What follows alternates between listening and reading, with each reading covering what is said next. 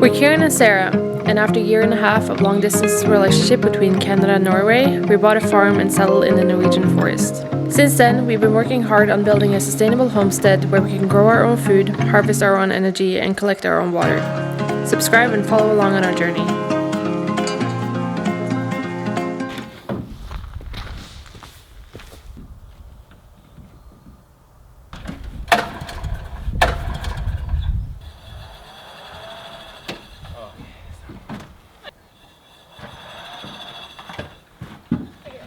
Let's take a run at Nice and slow. Here, can I? Ah! Hey. Yoo! Awesome.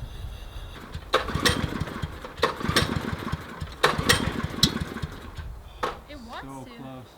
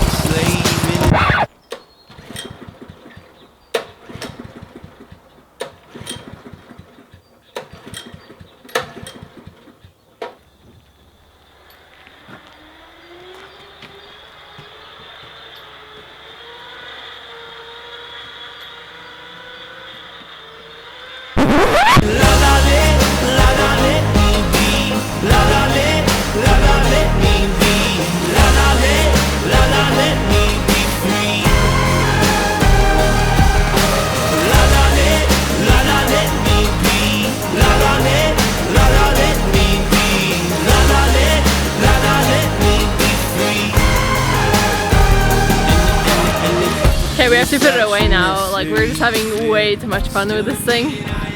But we're just wasting gas, and like the smell is really nauseating, to be honest.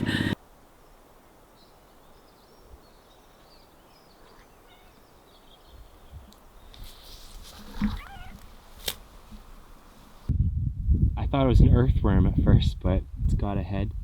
And it's got a stubby tail. See how it's not tasting the air?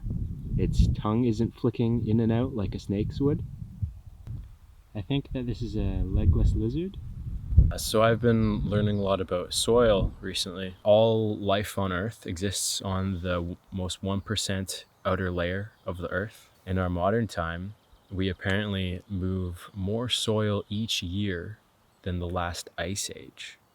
And I think for something that we depend on so much, we don't know that much about it. I was at a talk a few days ago where the guy said that soil is like the last unknown frontier of science because we're discovering so much. And it's really interesting. I always assumed that the nutrients and minerals that the planet needs were in the ground. The plant uses photosynthesis and sucks them up. But in reality, the plant uses photosynthesis and creates sugar, then pumps that down into its roots and exchanges that with bacteria. And the bacteria are the ones supplying the plant with the nutrients that it needs, like nitrogen or phosphorus, etc. And so it's a symbiotic relationship between the plant and the bacteria. The plant also has a connection with mushroom mycelium, and it creates a sort of internet in the forest where plants can communicate with each other through the mycelium. And the forest has sort of a consciousness, if you will. Yeah, but the more I learn about soil, the more I realize there's so much to learn. seeing what we're doing to our soil is painful. Every time you till, you're flipping the soil. So all that carbon is being burnt off by the sun and going into the atmosphere. All the microorganisms are being burnt by the sun and dying. You're activating all the weeds because they are earth repair mechanisms. Whenever there's a disturbance, there are certain plants that go there and try and heal that wound in the earth, and those are the ones that we call weeds, and we have wage wars against them. But interestingly, those are some of the edible ones, very healthy and very useful. So the most efficient way of gardening that I've found is called no-dig, and it's where you sort of make lasagna layers of material to keep all of the nutrients and the microorganisms in the soil and create more. So you can do it right on a lawn. You put down 2 to 3 layers of cardboard and then about 6 inches of compost, manure, something like that. And then you can grow on that. And it's super effective.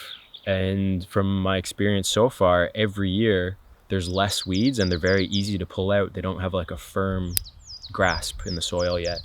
And I feel that it is very worthwhile to learn about soil if you're a farmer, a gardener, or have any interest in fighting global warming. And there has to be a shift in mentality on how we treat our soil. Right now, we kill everything and then put our synthetic fertilizers on there, and we grow our crops, but it's an artificial environment.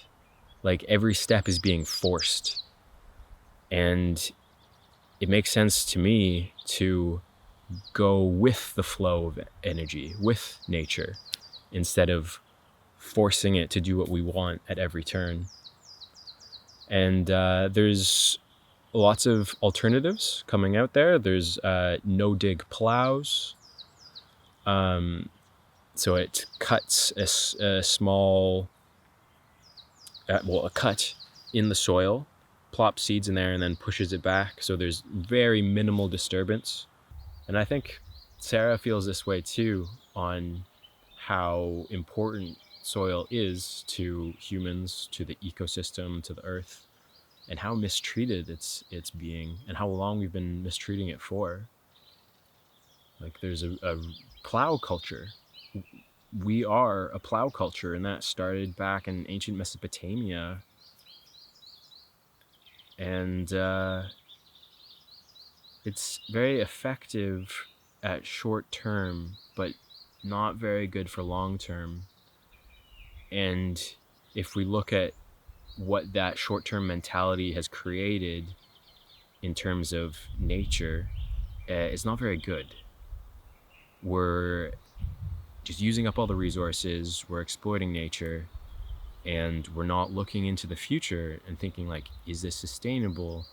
Is this going to keep on working in 100 years? And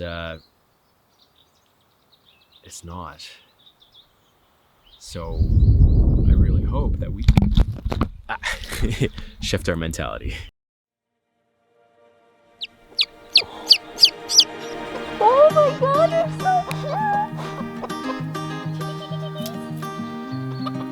Hi! Oh, I want to cuddle them.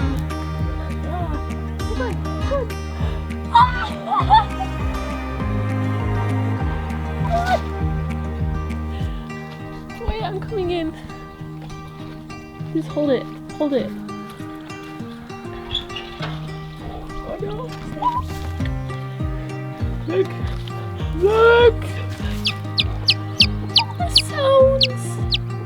Oh, it's a baby chick. So Teapot, the chick that just had chickens. No, other way around. Teapot, the chicken that just had chickens, They had chicks. So a teapot, the chicken that just had chicks. Yes, very good.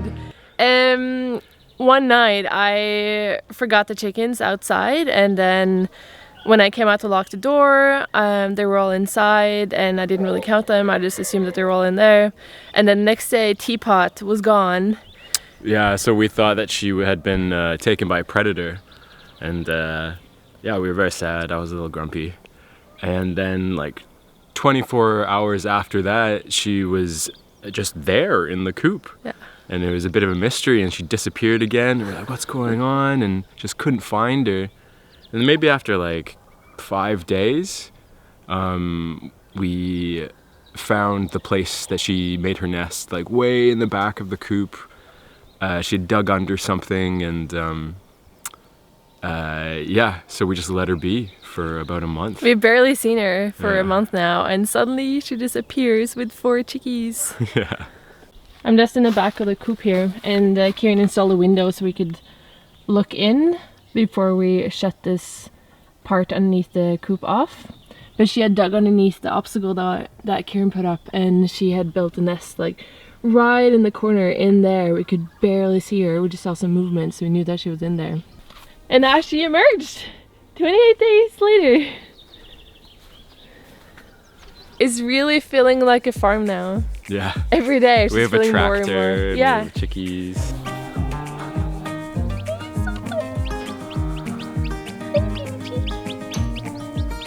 Oh, I'm so excited!